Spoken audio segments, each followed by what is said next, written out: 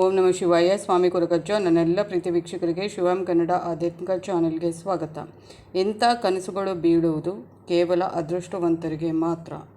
ಯಾವ ಕನಸು, ಏನು, ಎತ್ತ ಅನ್ನೋದನ್ನು ಹೇಳ್ತೇನೆ. ಅದಕ್ಕಿಂತ ಮುಂಚೆ ಏನು ಮಾಡಬೇಕು, ನನ್ನ ಚಾನಲನ್ನು ಇನ್ನೂ ಯಾರು ಸಬ್ಸ್ಕ್ರೈಬ್ ಮಾಡೋಕ್ಕೆ ಮಾಡ್ತಿದ್ದೆ, ದಯವಿಟ್ಟು ಸಬ್ಸ್ಕ್ರೈಬ್ ಮಾಡೋದನ್ನು ಮರಿಬೇಡಿ. ಸಬ್ಸ್ಕ್ರಿಪ್ಷನ್ಸ್ ಫ್ರೀ ಆಗಿರುತ್ತೆ.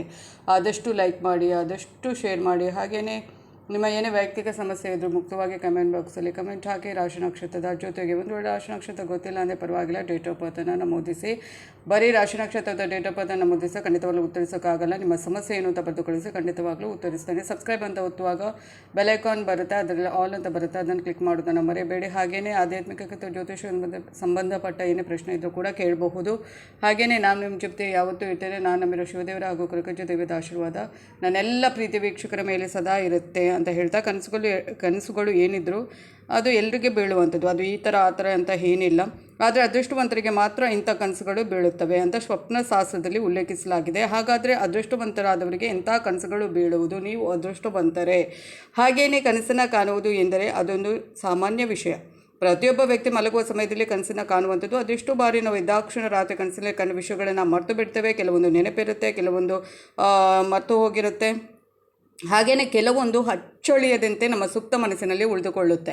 ಕೆಲವು ಕನಸುಗಳು ನಮಗೆ ಸಾಕಷ್ಟು ಸಂತೋಷ, ನೆಮ್ಮದಿಯನ್ನು ನೀಡಿದರೆ ಕೆಲವು ಕನಸುಗಳು ನಮ್ಮ ತಲೆಯನ್ನು ಕೆಡಿಸಿಬಿಡುತ್ತೆ, ನಮ್ಮನ್ನು ಗೊಂದಲಕ್ಕೆ ದೂಡುತ್ತೆ. ಏಕೆಂದರೆ ಪ್ರತಿಯೊಂದು ಕನಸುಗಳು ನಮಗೆ ಒಂದು ವಿಚಾರಗಳನ್ನು ತಿಳಿಸಲು ಬಯಸುತ್ತೆ. ಕನಸುಗಳನ್ನು ನಾವು ಶುಭ ಕನಸುಗಳು, ಅಶುಭ ಕನಸುಗಳು ಅಂತ ವಿಭಜಿಸುತ್ತೇವೆ. ಆದರೆ ಒಂದಿಷ್ಟು ಕನಸುಗಳಿವೆ, ಅವುಗಳು ಕೇವಲ ಅದೃಷ್ಟವಂತರಿಗೆ ಮಾತ್ರ ಬೀಳುತ್ತೆ.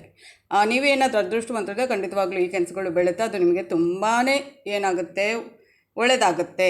ಅಂದರೆ ಕನಸುಗಳು ಆ ಥರ ಬೀಳಬೇಕು, ಈ ಥರ ಯಾವುದೂ ಇಲ್ಲ. ತುಂಬಾ ಕನಸುಗಳ ಬಗ್ಗೆ ನಾನು ವಿಡಿಯೋ ಈಗಾಗಲೇ ಹಾಕಿದ್ದೇನೆ. ಅಂದರೆ ನಿಮಗೆ ಈ ಥರ ಯಾವುದಾದ್ರೂ ನಾನು ಹಾಕಿದಂಥ ಕನಸುಗಳು ಏನಾದರೂ ನಿಮ್ಮ ಕನಸುಗಳಲ್ಲಿ ಕಂಡ್ರೆ ಅದರ ಬಗ್ಗೆ ಗೊತ್ತಾಗುತ್ತೆ ಅಲ್ವ ಮಾಹಿತಿ ಅನ್ನೋದಕ್ಕೆ ನಾನು ಪ್ರತಿ ಸಲನೂ ಆದಷ್ಟು ಇಂಥ ವಿಡಿಯೋವನ್ನು ಮಾಡಿ ಹಾಕ್ತಾ ಇರ್ತೇನೆ. ಅದು ಕೂಡ ಬ್ರಾಹ್ಮಿ ಮುಹೂರ್ತದಲ್ಲಿ ಕಂಡಂಥ ಕನಸು ಖಂಡಿತವಾಗ್ಲೂ ನಿಜ ಆಗುತ್ತೆ. ಅದು 100% ಸತ್ಯ ಕೂಡ. ಹಾಗೆಯೇ ಯಾವ ಥರ ಕನಸು ಅಂದರೆ, ಬಿಳಿ ಆನೆಯ ಕನಸನ್ನು ಏನಾದರೂ ಕಂಡರೆ, ಸ್ವಪ್ನಶಾಸ್ತ್ರದ ಪ್ರಕಾರ ಕನಸಿನಲ್ಲಿ ಬಿಳಿ ಬಣ್ಣದ ಆನೆಯನ್ನು ನೋಡಿದರೆ ಅದನ್ನು ತುಂಬ ಮಂಗಳಕರ, ತುಂಬ ಅದೃಷ್ಟ ಅಂತಲೇ ಹೇಳಬಹುದು. ಹಾಗೆಯೇ ನೀವು ನಿಮ್ಮ ಕನಸಿನಲ್ಲಿ ಬಿಳಿ ಬಣ್ಣದ ಆನೆಯನ್ನು ನೋಡಿದರೆ ಅದು ನಿಮ್ಮ ಜೀವನದಲ್ಲಿ ಒಳ್ಳೆಯ ಅಥವಾ ಶುಭ ಸಮಯ ಆರಂಭವಾಗಲಿದೆ ಮುಂದಿನ ದಿನಗಳಲ್ಲಿ ಅನ್ನೋದನ್ನು ಸೂಚಿಸುತ್ತದೆ.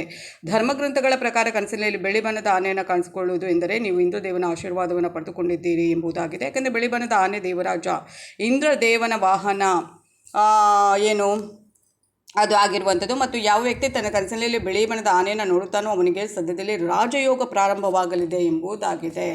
ಹಾಗೆಯೇ ಬಿಳಿ ಬಣ್ಣದ ನವಿಲನ್ನು ಕಂಡರೆ ಕೂಡ ತುಂಬಾ ಒಳ್ಳೆಯದು. ಸ್ವಪ್ನಶಾಸ್ತ್ರದಲ್ಲಿ ಹೇಳಿರುವ ಪ್ರಕಾರ ಯಾವುದೇ ವ್ಯಕ್ತಿ ತನ್ನ ಕನಸಿನಲ್ಲಿ ಬಿಳಿ ಬಣ್ಣದ ನವಿಲನ್ನು ನೋಡಿದರೆ ಅದನ್ನು ಶುಭ ಸಂಕೇತ ಅಂತ ಪರಿಗಣಿಸಲಾಗುತ್ತೆ. ಇಂಥ ಕನಸುಗಳು ಅದೃಷ್ಟದ ಸಂಕೇತವಾಗಿರುತ್ತೆ. ಇಂಥ ಕನಸುಗಳು ಬಿದ್ದರೆ ನಿಮ್ಮ ಜೀವನದಲ್ಲಿ ಉತ್ತಮವಾದ ದೊಡ್ಡ ಬದಲಾವಣೆಯನ್ನು ಮುಂದಿನ ದಿನಗಳಲ್ಲಿ ನಡೆಯಲಿದೆ ಮತ್ತು ನೀವು ಏನಾದರೂ ದೊಡ್ಡ ಸಾಧನೆಯನ್ನು ಮಾಡುತ್ತೀರಿ ಎಂಬುದಾಗಿದೆ. ನಿಮ್ಮ ಕನಸಿನಲ್ಲಿ ಬಿಳಿ ನವಿಲು ಕಾಣುವುದು ಎಂದರೆ ನಿಮ್ಮ ಕಠಿಣ ಪರಿಶ್ರಮದ ಫಲವನ್ನು ನೀವು ಶೀಘ್ರದಲ್ಲಿ ಪಡೆಯುತ್ತೀರಿ ಎಂದು ಅರ್ಥ.